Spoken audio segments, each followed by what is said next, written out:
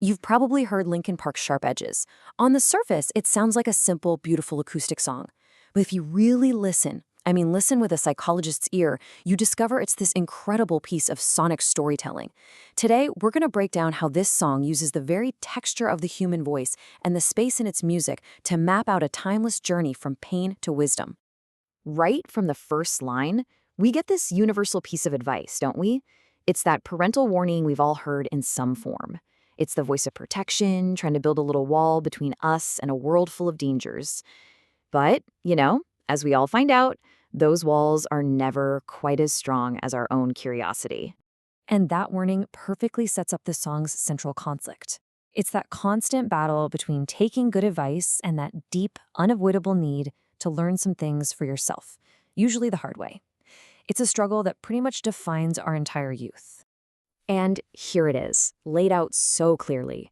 On one side, you've got all the rules, the safe path, what everyone tells you to do. And on the other side, well, that's the reality of being human.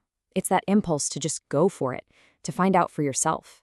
The entire emotional weight of this song lives right in the gap between these two columns. So, how does the song actually make us feel this conflict? Well, the secret isn't just in the lyrics, it's in the sound itself. And we're going to start with the most powerful instrument there is, the human voice. This is where psychoacoustics comes in. So let's talk about a key idea, vocal texture. Just think about it this way. You can say the words, "I'm fine," with a strong, clear voice. Or you can say it with a little crack, a little bit of breathiness.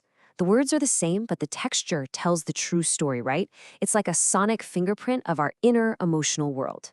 Now listen to how this line is sung. This is the moment everything pivots.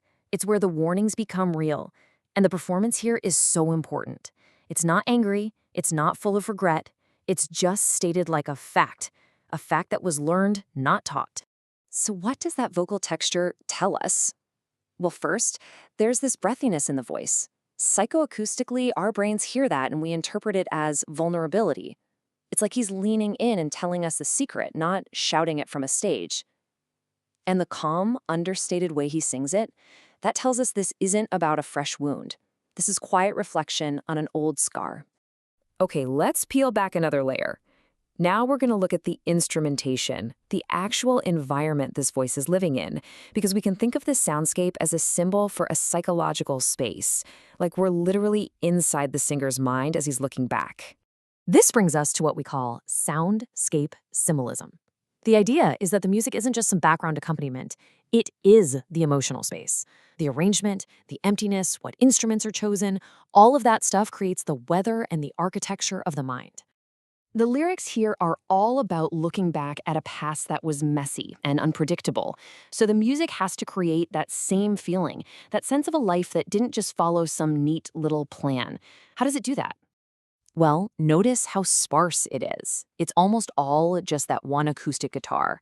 Sonically, that choice makes everything feel fragile and personal. It feels like we're sitting in a quiet room with him, inside a memory. But the most important choice is what's not there: heavy drums. By taking out the percussion, it removes any feeling of a fight. This whole story isn't a battle. It's a moment of quiet, personal acceptance. So when you put it all together, that vulnerable voice, this quiet, reflective music, a really clear story starts to take shape. It's not just a song about messing up. It's a song about the journey we all take from pain to actual wisdom. And you can actually see this journey unfold in 3 clear psychological steps right there in the lyrics. First comes rebellion. I'm not going to listen. That, of course, leads to the consequence, the painful reality of that choice. But here's the most important step: integration. That's when the wound stops being just a wound and becomes part of who you are. What's so amazing is that this isn't just a personal story.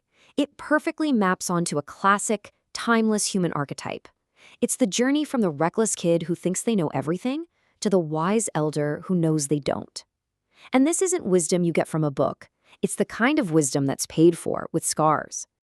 And all of this brings us to the song's incredibly powerful conclusion. This is the big emotional payoff. This is where we understand what that whole journey was for. This line changes everything. It's this amazing act of psychological reframing. The sharp edges that hurt you, they don't disappear. they become scars. And a scar isn't a weakness, right? A scar is proof that you healed. It's proof that you survived. It's a story. And that's really the core message, baked into every note and every word. Sharp Edges isn't a song about regret. It's about that incredible, almost magical process of turning pain into wisdom.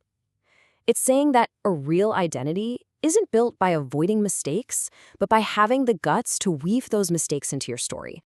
And so the song leaves us with a question, turning it back on us. It's an invitation to look at our own lives not as a scoreboard of wins and losses, but as a collection of stories we've earned. So I'll leave you with this. What sharp edges have shaped you? And what scars have become the stories you're now able to tell?